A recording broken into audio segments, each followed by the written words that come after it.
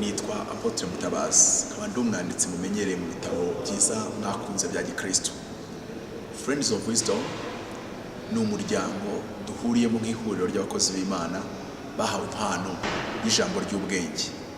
Mu bikorwa dukora harimo conference dutegura buri mwaka ku rwego rwagutse, tugahuriramo twese abakunda ubwenge kugira ngo ducyazanye mu bwenge. Kandi tugira na class buri cyumweru cya nyuma cy'ukwezi, aho nanone duhura abantu bakigishwa mu buryo bwimbitse kandi bunonosoye.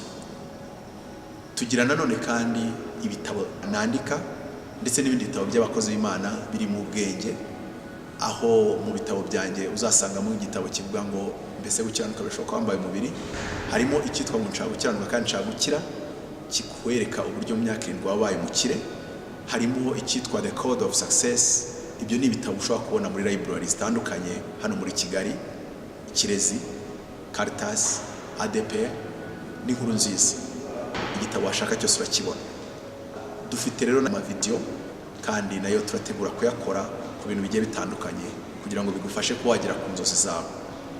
Hari website italanto.org, www.italanto.org. Aho ngaho wasanga ibikorwa byacu byose, abo turibo n'ibyo dukora. Ukeneye kuvugana natwe private science, ushobora kuduhamagara cyangwa se ukadusura aho dukorera Kicukiro Centre. Imana ibahe umugisha.